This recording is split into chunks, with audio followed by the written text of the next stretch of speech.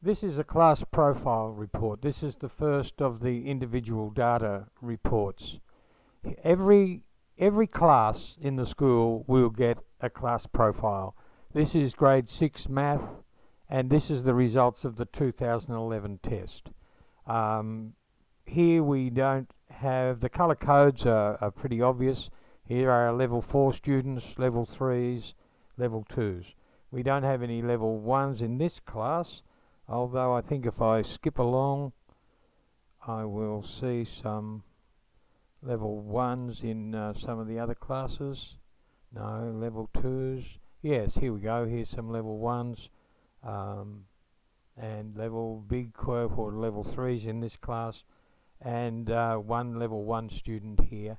But let's concentrate on this one. We've got a student name, ID, whether they or not they have IEPs, whether or not they are English language learners, the ethnicity, the rating, the level, the raw score, the scale score, the gain, whether they made improvement in their rating between 2010 and 2011, and their percent raw score. Now, this is not something that's published in the item skills analysis tool. It's not rocket science. We know what the student scored in their raw score. We know what the test is out of. So we've done a calculation for raw score percentage. And this is very handy because you give a test through the year, a student gets 72, you want to know whether that's a level 3 or a level 4, or gets an 84. This will clearly tell you.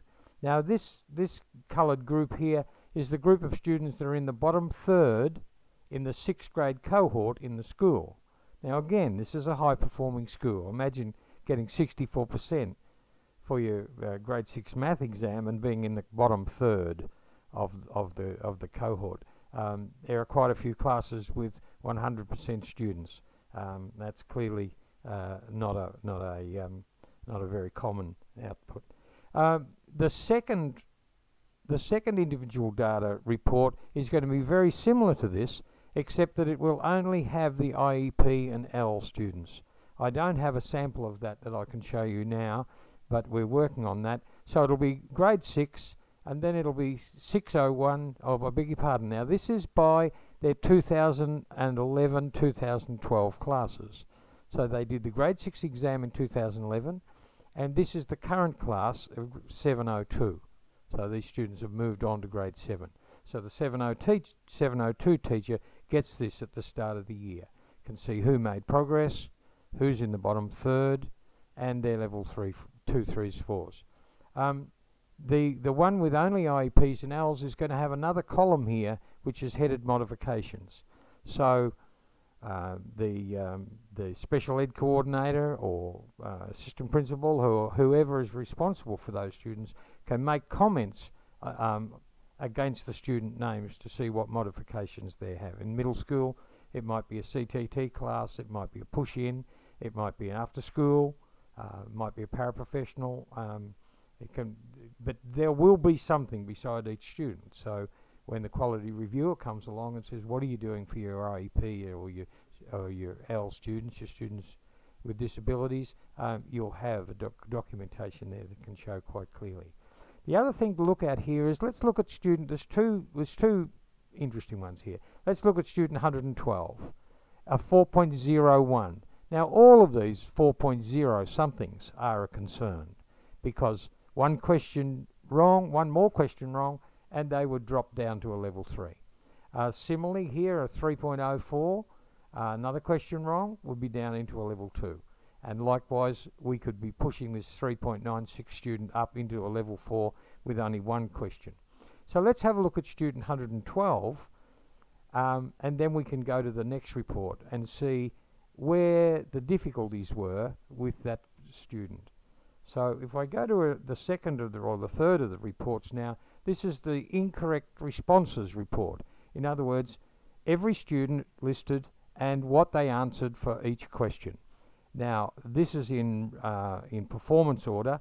So the highest performing student was student 111, and the lowest performing student in this group was 44% overall. But let's look at student 112. No questions wrong in the first 10, no questions wrong in the next 10. Then we get into the third 10, and questions 23, 24, and 25 were wrong. And we can see at a glance what the standards were that brought the student undone in those questions. And then we go along a bit further, and he or she got questions 38 and 40 wrong. Okay.